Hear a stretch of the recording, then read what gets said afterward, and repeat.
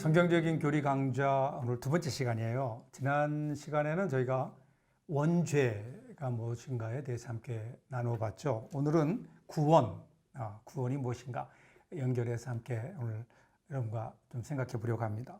구원, 그러면 구원이 뭘까요? 구원 그러면 사실 이 꼭 구원이라고 하는 게 기독교 어떤 교리, 신학에서만 쓰여지는 단어는 아니죠. 구원이라는 말이 참 많이 쓰여지죠. 제가 야구를 좋아하는데 야구에서 구원 투수, relief, 그래서 어떤 어려운 상황이 될 때 그 어려운 상황을 어떤 모면하기 위한 그 상황에서 구해내기 위한 투수, 그러면 구원 투수 그렇게 부르기도 하죠.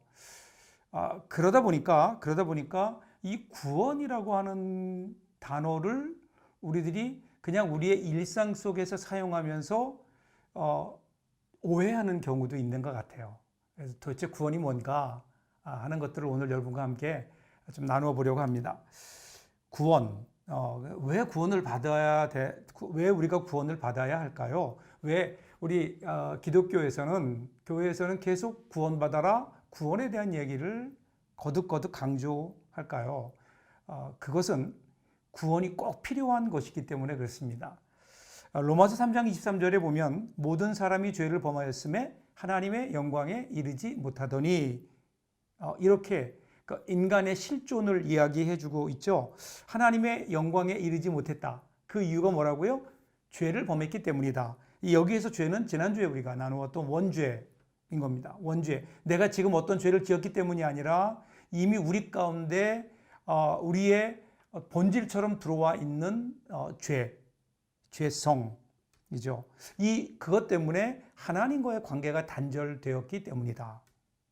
단절되었기 때문에 생명이신 하나님과의 관계가 단절되고 우리는 생명이신 하나님으로부터 생명을 공급받아야 되는데 공급받지 못하는 거예요. 그러니까 그 상태를 죽음이다 이렇게 성경은 얘기하죠. 전에는 저희 교회에서 꽃꽂이를 했었잖아요. 지금도 가끔 보는데 꽃꽂이를 해놓은 꽃을 보면 참 예쁘죠. 그러면서 또 하나 드는 생각은 뭐냐면 저 꽃꽂이에 꽂혀 있는 꽃들은 저게 살아있는 걸까? 아니면 죽은 걸까? 그런 생각을 해요. 여러분 어떻게 생각하세요? 그 꽃꽂이 되어 있는 꽃이 과연 살아있는 걸까요? 죽어 있는 걸까요? 그것을 보면서 혹시 우리 인간의 운명이 그런 것은 아닌가? 살아있는 것 같은데 그런데 죽음을 향해 가고 있죠. 여러분이 인생의 끝이 뭔가요? 그건 죽음이죠. 죽음. 그러기에 인간의 운명이 죽음을 향해 가고 있는데 죽음을 향해 가고 있는 우리 인간의 운명을 그 죽음으로 가는 길에서 벗어나서 생명으로 돌이키게 하는 것, 그것이 바로 그 구원, 그렇게 되죠. 구원. 그래서 우리가 구원받게 되면 어떤 현상이 일어나나요? 지금 우리 삶이 갑자기 바뀌는 게 아니에요. 다만 우리는 구원받기 전에는 죽음을 향해 가고 있던 우리 인생이 이제는 생명을 향해 가는 인생으로 바뀌게 되는 거죠. 부활의 세계로, 하나님의 나라로, 영원한 생명의 세계로 우리 인생의 방향이 바뀌게 되는 것, 그것이 저는 구원이 아닐까 그렇게 생각합니다. 자, 그러면 어떻게 우리가 구원을 받게 되는 건가? 그렇다면 도대체 구원이란 도대체 무언가 어떤 과정을 통해서 우리는 구원을 받게 되는 건가? 성경은요, 이 구원을 크게 3단계로 구분해요. 빌립보서 1장 6절을 먼저 봅니다.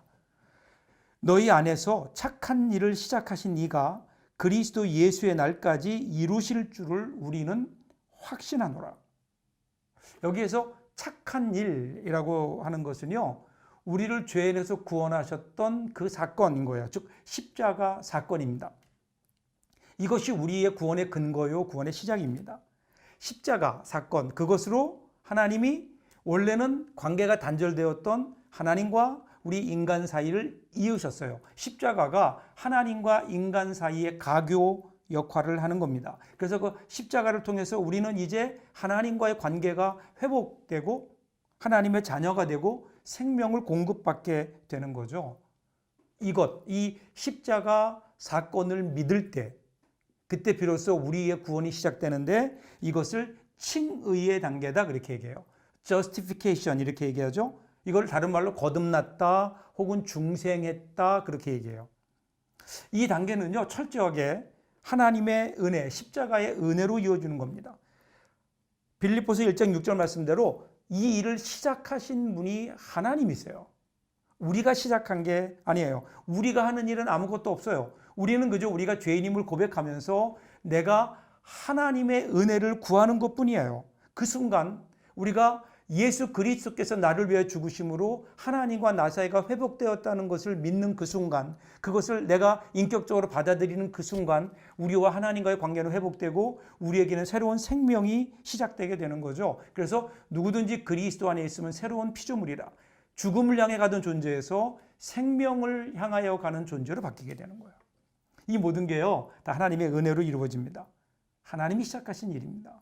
그래서 우리가 때로는 연약하고 때로는 우리가 죄 가운데 있더라도 이 일을 시작하신 분이 하나님이시기 때문에, 하나님이 구원의 주권자이시기 때문에 어떤 우리의 연약함이나 부족함으로 이 구원이 취소되지 않는다. 이것은 이례적 사건입니다. 그래서 우리가 우리 인생에서 예수 그리스도를 우리의 구주로, 예수님의 십자가가 나의 죄를 용서하고 하나님과 나 사이를 회복시켰다는 것을 믿는 그 순간, 그때부터 우리에게는 하나님의 생명이 공급되기 시작하는 겁니다. 이거 첫 번째 단계예요. 소위 justification, 칭의, 하나님께서 우리를 의롭다 여기시는 겁니다. 그리고 구원의 두 번째 단계는요, 이 어떤 면에서는 이 칭의의 단계가 과거의 사건이라면, 그러면 이 성화는 현재적 사건입니다. 소위 sanctification, 성결이라고 얘기하기도 하죠. 그 저희 교회가 이것을 강조하기 때문에 성결교회입니다. 에베소 1장 6절의 표현대로 하면 이루실 줄을 이렇게 나오죠. 이루실 줄을 우리는 확신하노라. 여기 이루실 줄을, 이 말은 헬라어의 원래 어법이 지금부터 시작해서 앞으로 계속해서 이어가실 것이다 라고 하는 의미예요. 그러니까 이제는 하나님의 자녀답게 사는 겁니다. 하나님의 은혜로 우리가 거듭났어요. 생명을 얻게 되었어요. 하나님의 자녀가 되었어요. 그러면 이제 어떻게 될까요? 이 일에 감사하면서 여기에 은혜에 합당한 삶을 살아가는 겁니다. 이것은요, 구원을 누리는 겁니다. 구원을 이루어가는 겁니다.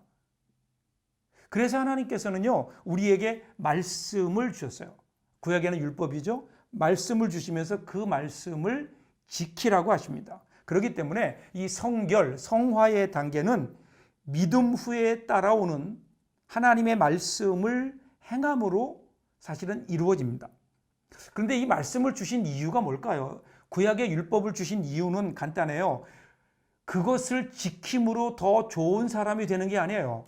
그것을 더 많이 지킴으로 더 나은 사람이 되라고 해서 그 율법을 지키라 그런 것이 아니고, 우리에게 하나님 말씀을 주시면서 말씀대로 살라고 하는 것은 우리의 죄를, 우리의 연약함을 깨닫게 하시려는 겁니다. 그러니까 말씀을 지킴으로 내가 더 좋은 사람, 나은 사람이 되는 것이 아니라 우리는 하나님의 말씀을 지킬 수 없는 연약한 존재임을 그 말씀을 통해서 깨닫게 되고, 그리고 그러기에 우리의 부족함을 인지하고 하나님의 은혜를 더 구하게 되는 거죠. 그래서 여러분, 성화, 성결이라고 하는 것도 우리의 노력이 아니에요. 내가 좀 더 열심히 해서 좀 더 나은 사람이 되는 것이 아니에요. 이것도 하나님의 은혜의 열매입니다. 여러분, 삶의 변화는 어떻게 이루어질까요? 믿음으로 이루어지는 거예요. 하나님의 은혜로 이루어지는 겁니다. 승리의 삶도 하나님의 은혜 그리고 믿음으로 이루어지는 거죠. 우리 신앙의 열매, 아름다움, 거룩함, 영광, 이 모든 것들이 다 나의 노력의 결과가 아니라 하나님께서 우리에게 주시는 은혜의 결과인 겁니다. 노력으로 되는 게 아니에요. 결단으로 되는 게 아니에요. 뭘 내가 더 많이 애쓴다고 되어지는 게 아니에요. 그 가운데 나의 연약함을 깨닫고 하나님의 도우심을 구하며 하나님의 말씀을 붙들 때에, 그 은혜를 붙들 때에, 그때 거기에서 맺혀지는 열매, 이것이 성결, 성화의 단계인 겁니다. 그렇기 때문에 이 성결의 단계에서 우리는 주님을 신뢰하며 하나님을 바라보는 일이 필요합니다. 그렇게 할 때 우리 안에서 주님께서 일어나시는 거예요. 주님이 운행하시는 거예요. 우리가 애를 써서 걱정하고 근심함으로 우리의 죄가 사라지는 것 아니라, 죄성이 사라지는 것 아니라 우리가 수천 번 결단한다고 해서 되는 것 아니에요. 잠잠하게 주님을 기다리고 하나님의 은혜를 구하고 하나님의 말씀을 붙들 때에, 그때 거기에서 우리 가운데 이 거룩의 열매가 맺혀지게 되는 거죠. 그렇기 때문에 이 성결의 단계라고 하는 것은요, 우리가 내가 무엇을 함으로 이루는 단계 아닙니다.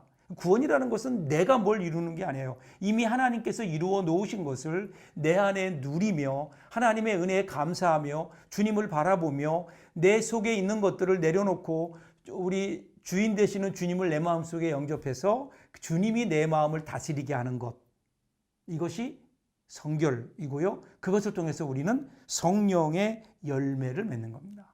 그래서 우리는 이 성화의 단계 속에서 우리가 말씀을 묵상하고, 그리고 우리 연약함을 붙들고 기도하고, 또 우리가 하나님 말씀을 지키려고 노력하고, 그러는 가운데 우리의 또 부족함을 깨닫고, 그래서 하나님 앞에 더 기도하고 하나님의 은혜를 구하고, 그러면서 사랑하지 못하던 사람이 사랑하게 되고, 용서하지 못하던 사람이 용서하게 되고, 무엇으로요? 하나님의 은혜로요. 그러면서 우리는 더 거룩한 사람, 성화, 소위 sanctification, 이 구원의 두 번째 단계를 이루어 가는 겁니다. 마지막 세 번째 단계가요, 영화의 단계입니다. 소위 glorification이라고 하는 거예요. 오늘 빌립보서 6장의 표현대로 예수 그리스도의 날까지, 이런 거예요.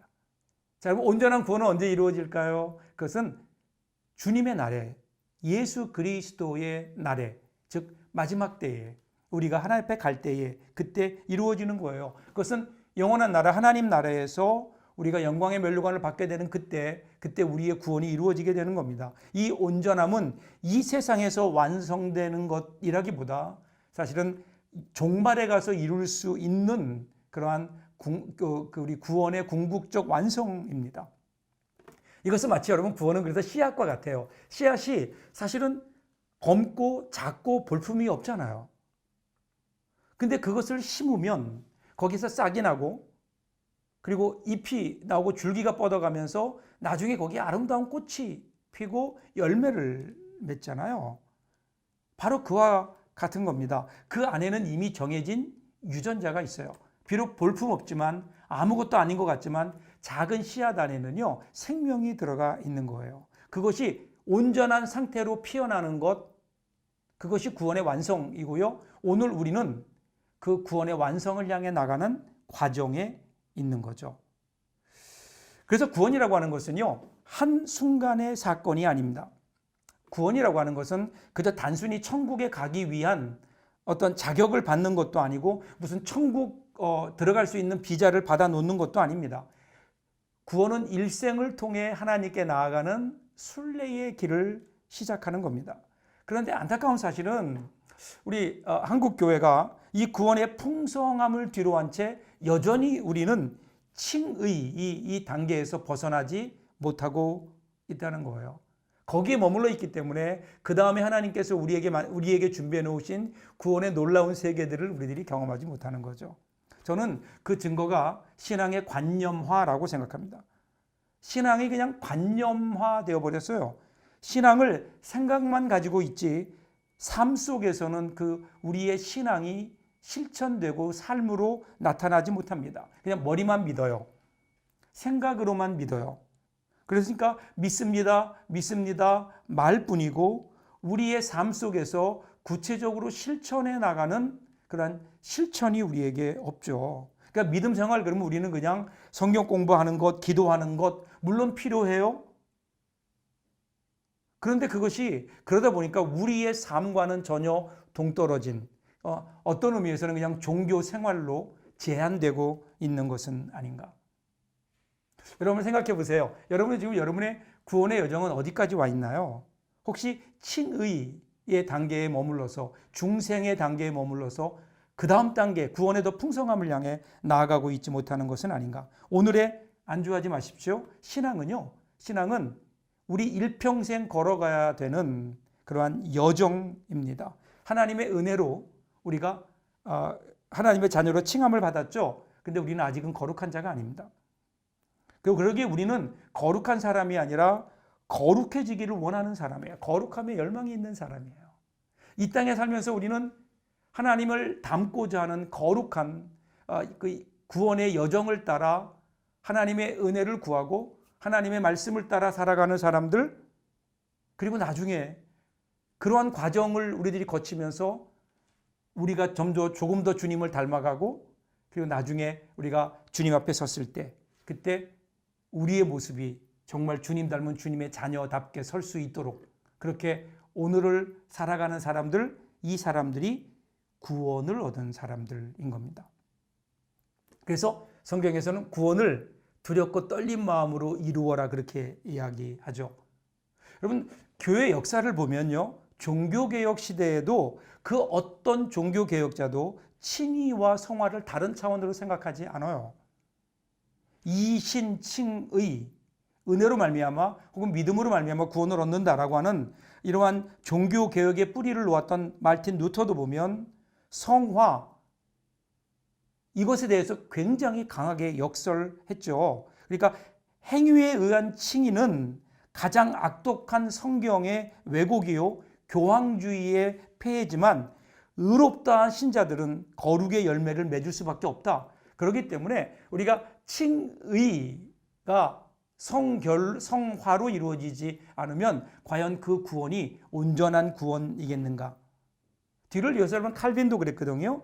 칼빈도 루터의 이 주장을 그대로 받아들이죠. 그래서 칭의와 성화는 하나님께서 우리에게 주시는 한 은혜의 두 측면, 한 동전의 양면과 같다, 그렇게 얘기해요. 단지 칭의와 성화를 병립시켜서 이것도 중요하고 저것도 중요하다, 이런 논의가 아니라 칭의와 성화는 하나님의 한 은혜로 보는 거예요.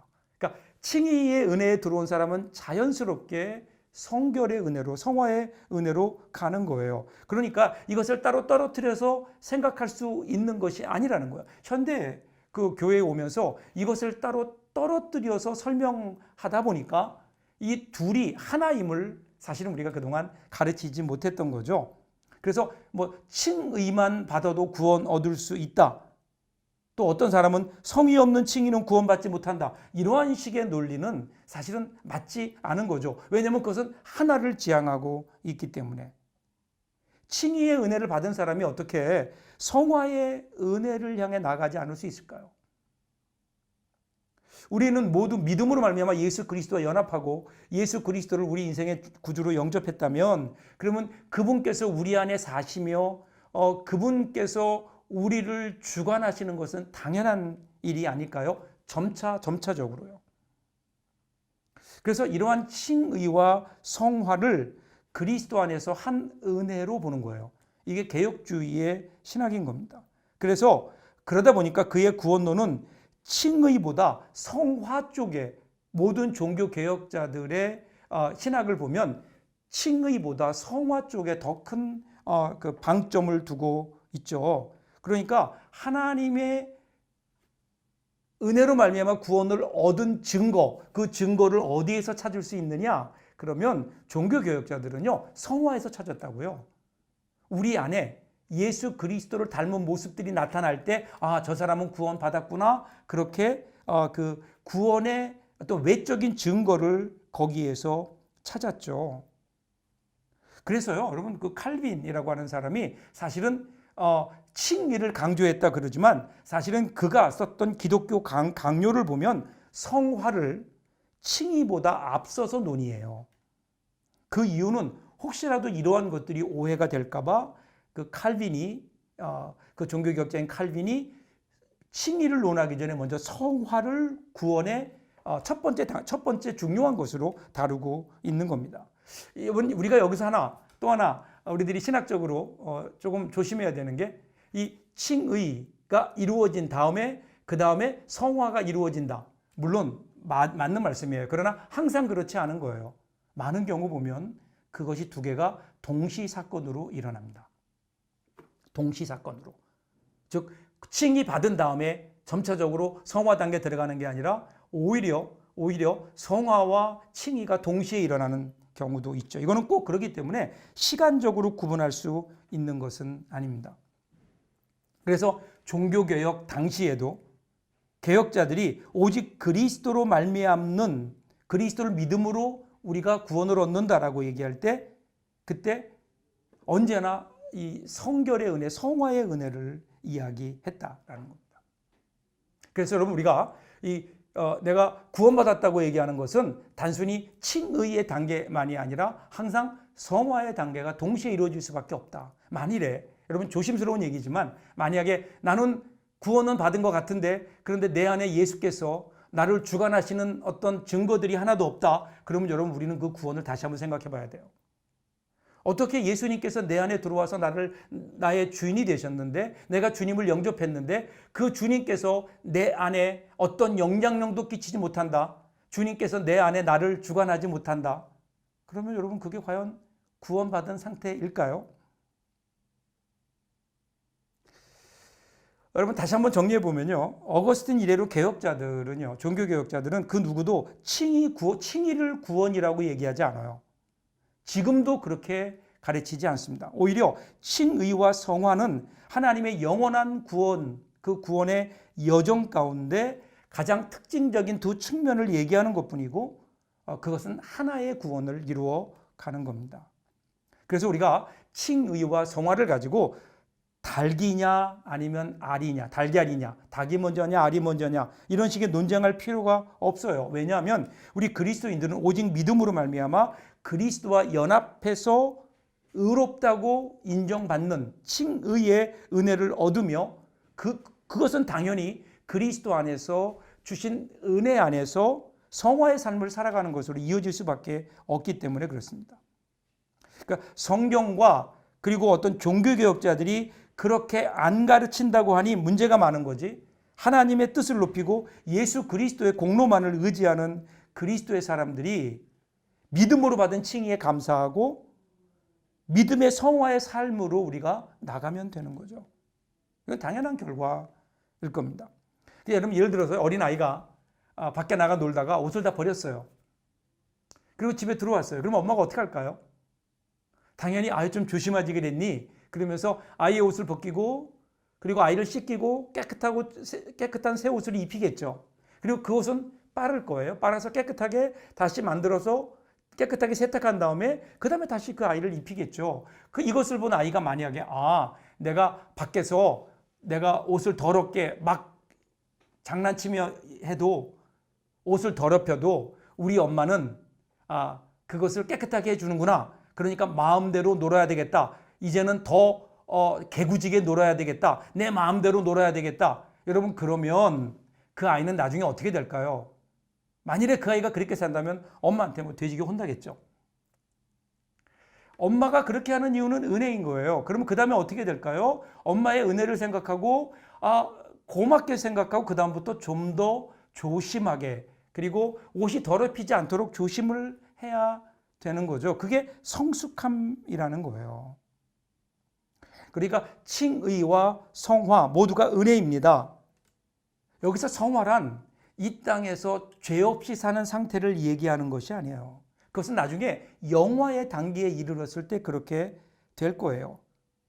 그래서 종교개혁자들은 얘기하기를 그리스도 안에서 의롭게 된 이 칭화의 은혜를 경험한 사람들은 하나님의 뜻을 따라 하나님의 뜻에 순종할 수 있는 새로운 마음이 주어지게 된다. 이로 말미암아 하나님 말씀에 순종할 수 있는 힘이 우리에게 주어진다. 그렇게 얘기합니다. 이것이 어거스틴이 정확하게 이렇게 얘기해요.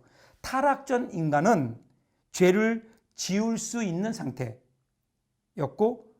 타락 후의 인간은 죄를 안 지을 수 없는 상태였고 그런데 구원받은 인간은 죄를 안 지을 수도 있는 상태가 된다. 그리고 이후에 영원하게 된 후에는 죄를 범하지 않는 상태가 된다. 그렇게 얘기합니다. 우리가 구원을 얘기할 때 이 구원은 하나님의 은혜로 말미암은 구원이에요. 하나님의 은혜로 말미암아 우리가 칭의의 은혜를 받게 되고 하나님의 은혜로 말미암아 우리가 성화, 그리스도를 닮아가는 그러한 우리의 거룩의 열매들을 맺게 되고 나중에는 결국 영화의 단계에 이르러서 나중에 우리 하나님 앞에 갈 때에 온전하게 우리 구원이 이루어질 수 있다. 그럼 오늘 우리는 어디에 있을까요? 저와 여러분은 성화의 단계에 있는 거예요. 과연 오늘 우리는 그 구원을 이루어 가고 있는가? 그리고 로마서 7장에 보면 사도 바울이 고뇌하잖아요. 고뇌하는 거예요. 내가 선을 행할 마음과 선을 행하고자 하는 욕구는 생겼지만 여전히 내 속에 있는 죄성으로 말미암아 그 죄의 욕구에 굴복해 가는, 그래서 그 죄를 지을 수밖에 없는 내 자신의 연약함이 있다.